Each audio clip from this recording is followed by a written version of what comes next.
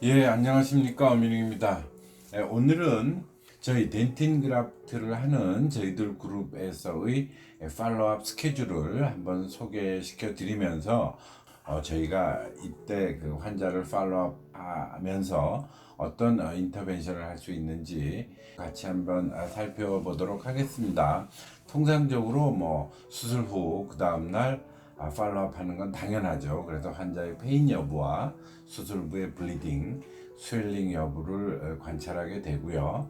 그리고 중간 체크라고 해서 3일에서 5일 사이에 한 번 더 부릅니다. 그래서 시차가 잘 유지되고 있는지, 그 다음에 2단계가 서지컬 인펙션 스테이지이기 때문에 염증 반응이라든가 푸드 인펙션이 있는지 확인해서 드레싱을 해주게 됩니다. 그리고 10일에서 14일에서 경우에 따라서 스티치 아웃을 하게 되는데, 혹시 운드 디아이시스나 브렉다운이 있는지 또는 이식된 이식제가 움직인다거나 또는 노출된다든지 이런 프라이머리 클로저 상태를 확인하시면 됩니다. 이때까지가 서지컬 인펙션을 결정하게 되는 서지컬 스테이지죠. 그래서 이 서지컬 스테이지에서는 소프트 티슈 매니지먼트가 가장 중요한 팩터 중에 하나가 되겠죠. 그 이후 발사 후 특별한 이벤트가 없는 경우에는 1개월 후에, 좀 더 정확히 말하자면 3주가 되는데요. 이때는 이제 바이올로직 스테이지로 본 이식을 했을 경우 본 포메이션이 제대로 되고 있는지, 또는 식립한 임플란트의 미케니컬 페일러, 즉 오세훈 인테그레이션이 제대로 되고 있는지를 확인하는 시기가 되겠습니다. 그래서 바이올로직 스테이지에서는 주로 하드 티슈, 본 포메이션과 여기에 따르는 임플란트의 오세훈 인테그레이션을 관찰하시면 되겠습니다. 증례를 보시면 상악 좌측 2번입니다. 네로 임플란트를 심었지만 워낙 네로 리치여서 거의 리치 익스펜전을 한 상태입니다. 라비알 쪽에 약간 그린 임플란트 식립 후 약간 그린 스택 프랙처된 모습이 보이죠. 그래서 라비알 온레이 그래프트를 한 것이죠. 완전 GBR인데, 왜냐하면 라비알 쪽에 사운드한 코티칼 플레이트를 만들어 줘야 되므로 바로 닿는 부위에는 몰더블 덴틴 파우더 BMP 코팅된 걸 사용했고요.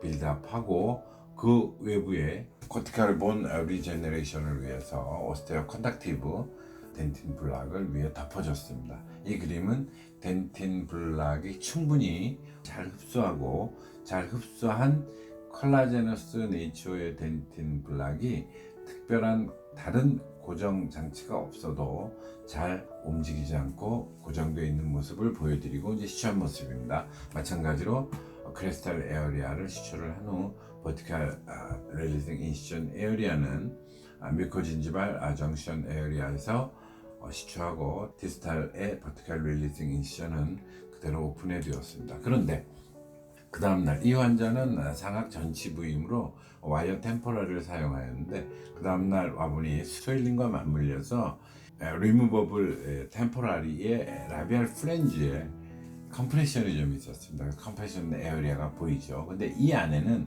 바로 저희가 GBR을 통해서 많은 양의 덴틴 파우더 블록을 이식하였기 때문에 바로 익세스한 리무버블 템포라리의 그 라비알 프렌지 에어리아를 이렇게 리덕션해서 다시 끼워줬습니다. 그리고 한 4일 정도 되니까 라비알 에어의 컴프레션 된 부위가 다시 리바운드 되어서 정상적으로 힐링되고 있는 모습을 보이죠.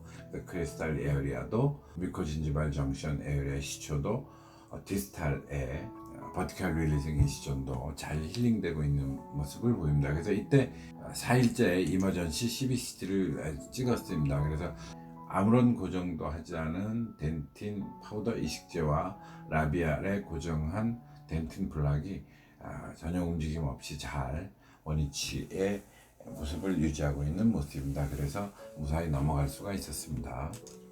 그래서 이게 수술 전의 모습이고요. 라비알 쪽이 많이 콘케이브하게 퇴축된 모습을 볼 수가 있죠. 임플란트를 심었을 때도 거의 라비알 본은 익스펜전 되고 그린스틱 프랙처 된 것처럼 보였지만, 이 라비알에 올려놓은 이식제가 컴프레션에 눌렸지만 저희가 인터벤션을 통해서 릴리프 해줌으로써 스티치 아웃시에 보면 상당히 많이 증가된 라비오 팔라탈 디멘전을 볼 수가 있습니다. 그래서 별 문제 없이 환자 잘 힐링되고 있는 경우입니다. 이번 경우는 이제 사이너스 오그멘테이션 하고 이렇게 시초를 하였고, 그 다음날 드레싱 시에 체크해 보니까 버티컬 릴리징 인시전에 시초한 부위와 크레스탈 레어리아가 잘 힐링되고 있었습니다. 그런데 환자 6일째에 체크했을 때는 완전히 시초한 부위가 터져서 플랩이 바깥쪽으로 밀려 있고요. 여기 릴리징 인시전인데도 밀려 있으면서 엄청나게 푸드 인펙션이 돼 있었습니다. 환자의 얘기로는 별로 불편함이 없어서 음식 먹는데 지장이 없었다라고 얘기하고 있습니다. 그래서 안에 있는 푸드 인펙션을 다 제거하고, 그리고 지금 촬영한 사진입니다. 그래서 이때 이제 이미 이 시초는 별 기능을 하지 않게 됐죠. 그래서 스티치 아웃을 하고 데일리로 환자를 콜해서 여기 쌓이는 음식물을 계속 제거해주고, 이게 10일째 모습입니다. 오픈되어 있지만 세컨다리 힐링이 되기 시작하죠. 이 부위는 사이너스 오그멘테이션 후 여기에 알베올라 클라스된 덴틴 그라프트를 하지 않았습니다. 즉 내추럴 본이 내추럴 발치와 같이 존재하는 곳이기 때문에, 역시 새롭게 이때 시초를 한다고 해서 붙지를 않기 때문에 그냥 오픈한 상태에서 푸드 인펙션이 안 되도록 드레싱을 하면서 10일이 경과하니까 슈더 멤브레인, 즉 내추럴 발치처럼 힐링되고 있는 모습이 보이죠. 3주 후에는 버티컬 릴리징, 밀렸던 부위는 다 힐링됐고 자연치 발치와 힐링처럼 잘 힐링이 되고 있습니다. 되기 시작하는 거죠. 그래서 이 경우에도 일찍 발견했기 때문에 푸드 인펙션을 잘 제거하고, 그 밑에 임플란트가 있는 부위는 사운드 본에 다른 특별한 골 이식을 하지 않았기 때문에 푸드 인펙션 컨트롤만 잘 해줌으로써 세컨다리 힐링을 잘 유도하고 있는 모습입니다. 다음 증례는 상악 전치 좌측 1번, 2번, 3번이 미싱된 경우인데, 지금 수술 장면에서 보시다시피 1번 부위는 라비알 월, 팔라탈 월, 즉 소켓 월이 매우 사운드합니다. 그래서 별 그래프트할 이유가 없어서 충분하게 뼈가 있어 임플란트를 식립하였고, 3번 부위에는 라비알 월이 완전히 디스트럭션 돼서 팔라탈 쪽에 임플란트를 심은 후 라비알 월을 덴틴 블락으로 이렇게 리페어하고, 그 사이는 오스테오 인덕티브 덴틴 파우더로 리페어한 모습입니다. 그리고 약 열흘 후에 시초한 모습이 힐링이 잘 되었죠. 그러나 이 환자도 전치 부위이기 때문에 잘 맞는 리무버블 템포라리를 장착을 해드렸는데, 바이올로직 스테이지로 넘어가서도 환자가 첫 달 체크에 괜찮았었습니다. 그런데 약 2달 체크 때 왔을 때 인플라메이션, 약 압세스의 경향을 보여서 놀라서 CT를 찍어봤더니 수술 때 존재했던 임플란트 라비알 쪽에 이 코티칼 본이 다 녹아 없어졌습니다. 즉 한 달 사이에 없어진 것이죠. 환자의 말씀은 그 템포라리의 이 앞쪽에 씹다 보니까 자꾸 힘이 걸리더라. 주의를 아무리 한다 하더라도 자꾸 거기에 음식물이 갔는데 별 지장이 없어서 그걸로 계속 씹었다라고 얘기를 하시더라고요. 그래서 상악 전치부에 리무버블 템포라리에 의해서, 아마 음식물에 의해서 계속 자극이 주어졌던 것 같습니다. 그래서 저희가 첫 달에 별 문제가 없어서 두 번째 달에 체크했을 때 이런 문제가 생겼기 때문에 사실은 좀 더 예상하고 자주 불렀어야 되는데 그러지를 못해서 이런 부작용이 생겼고, 이 임플란트는 발치를 하였습니다. 다시 리페어하기 위해서 기다리고 있는 중입니다. 즉 이렇게 한 달 이후에 바이올로직 스테이지에서 지금 이식한 뼈도 아님에도 불구하고, 즉 환자 본인의 자연뼈임에도 불구하고 임플란트와 함께 리무버블 템포라리에 의해서 교합력이 자꾸 가해짐으로 해서 오세오 인테그레이션도 놓쳤고, 본 리모델링도, 이식한 뼈가 아닌 내 뼈지만 본 리모델링도 놓친 케이스가 되겠습니다. 그래서 임플란트가 거의 자연 탈락이죠. 지금 엑스레이를 보시면. 그래서 3개월 정도 기다렸다가 다시 리페어 하기로 하였습니다.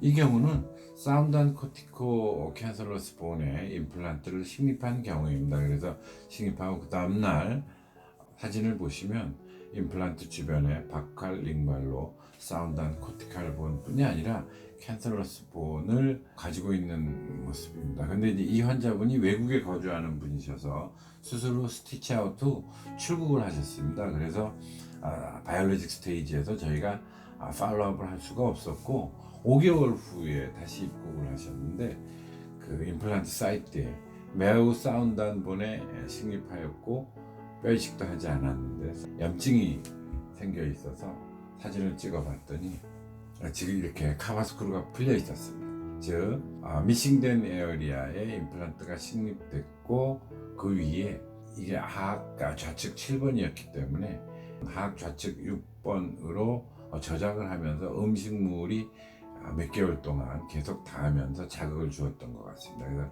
포스에 의해서 스크루가 풀렸고 풀리다 보니까 염증이 생겼고 그래서 이거 조이기만 하면 되는데 문제는 환자가 서지컬 스테이지 발사 후 즉 14일 이후에 바로 출국을 하였고 그 다음에 자세히 보시면 코티칼 본이 기존의 수술 때 볼 수 있었던 바칼과 링괄의 코티칼 본이 녹아 있는 것을 볼 수가 있습니다. 즉 서지컬 스테이지 들어가자마자 약 3 내지 4주 정도에 풀리기 시작해서 염증이 생겼고 지금 5개월까지 왔기 때문에 그런 마이너한 염증이었지만 링괄이 좀 많이 녹았죠. 코티칼 본이 녹았다는 것을 알 수가 있습니다. 즉 바이올로직 스테이지 초기에 스크루가 풀렸다는 것을 알 수가 있죠. 그래서 지금 발견한 시점에 카바스크루를 빼고 바로 바이트 포스의 영향을 줄이기 위해서 낮은 높이의 힐링 어바트먼트로 바꾸고 다시 기다리고 있는 중입니다. 기다리는 이유는 지금 녹는 스테이지에서 발견했기 때문에 코티칼 본이 돌아오는 포지티브 밸런스까지 기다린 다음에 프로세딕 프로시저를 진행하려고 지금 기다리고 있는 중입니다. 이렇게 바이올로직 스테이지에서는 이식제가 녹거나 또는 자연치 내뼈도 녹거나 이런 양상이 있기 때문에 반드시 바이올로직 스테이지에서도 매달 환자를 체크해서 뼈와 임플란트의 오세그레이션 진행 양상을 관찰하는 것이 매우 중요하다라고 보겠습니다.